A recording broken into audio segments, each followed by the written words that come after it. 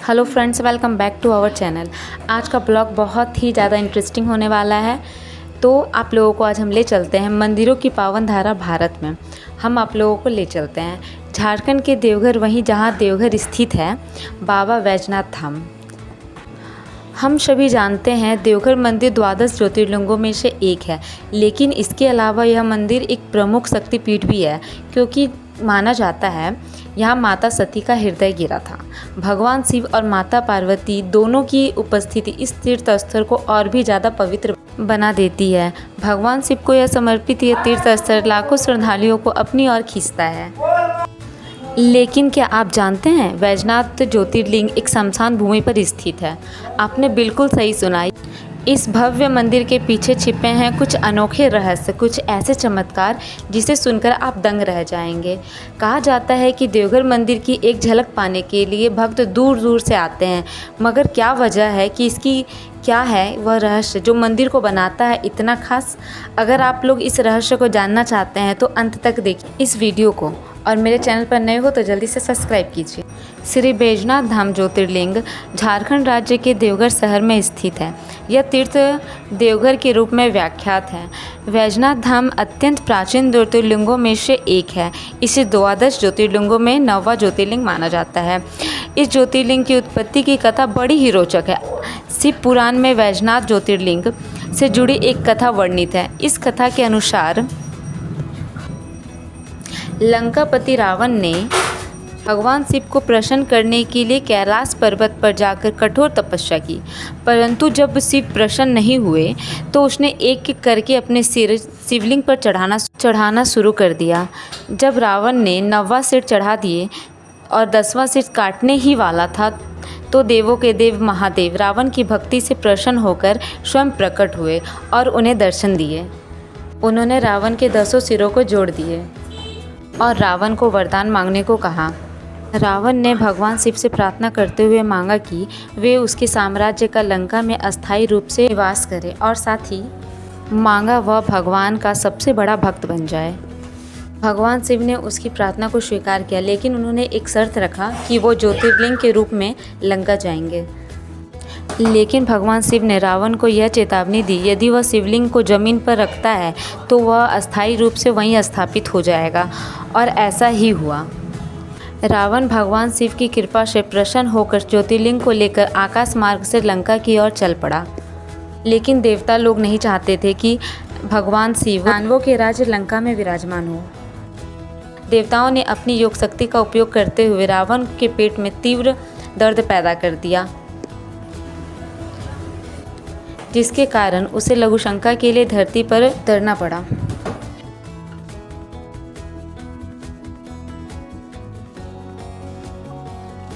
धरती पर देवताओं ने भगवान विष्णु से, जो वहां विष्णु नामक ग्वाल बालक का रूप धारण किए हुए थे, उन्होंने अनुरोध किया कि थोड़ी देर के लिए शिवलिंग को अपने हाथों में पकड़ें।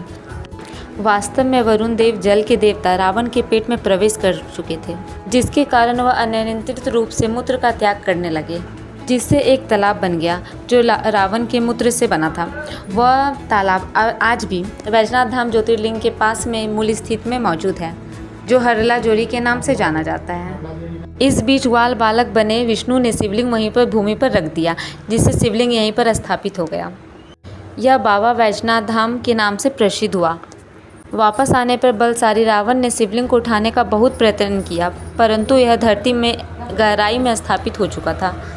काफ़ी प्रयत्न के बाद शिवलिंग नहीं उठा, तो उन्होंने सोचा शिवलिंग का जलार्पण करना है, तो उन्होंने मुक्का मारकर एक तालाब का निर्माण किया, जो अभी भी बाबा बैजनाथ धाम मंदिर के निकट में ही स्थित है, जो शिवगंगा के नाम से प्रचलित है। वह भी एक पवित्र स्थल में से एक है। उसी जल से रावण ने शिवलिंग का जलाभिषेक किया। उसके बाद शिवलिंग को उठाने का बहुत कोशिश किया, लेकिन वह शिवलिंग नहीं उठा और वह अस्थायी रूप से देवघर में विराजमान हो गया। शिवलिंग नहीं उठने पर रावण ने गुस्से से अपने अंगूठे से शिवलिंग को दबा दिया, जिसके कारण यह शिवलिंग आज भी 11 अंगुल ऊंचा और आधार से थोड़ा ऊपर उठा हुआ है। इस शिवलिंग पर आज भी रावण के अंगूठे का निशान देखा जा सकता है।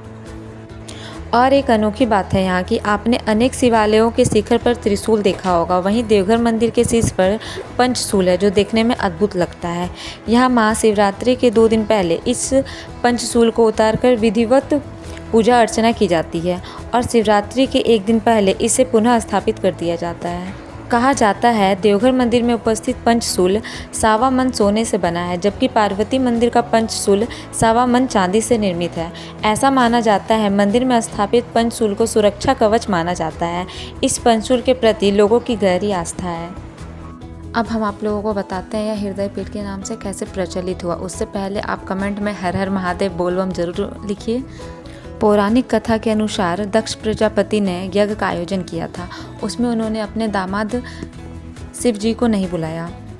इससे क्रोधित होकर मां पार्वती ने उसी यज्ञ के अग्नि में आत्मदाह कर ली।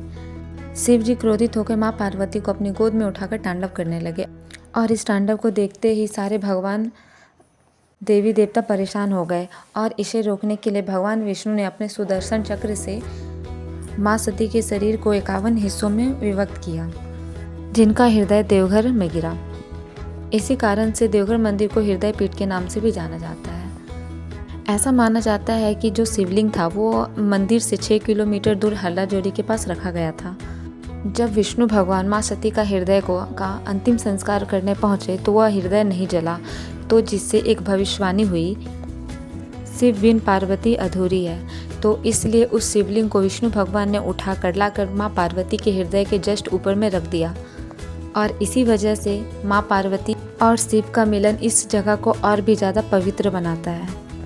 इसी वजह से यह हृदय पीठ के नाम से भी प्रचलित हुआ।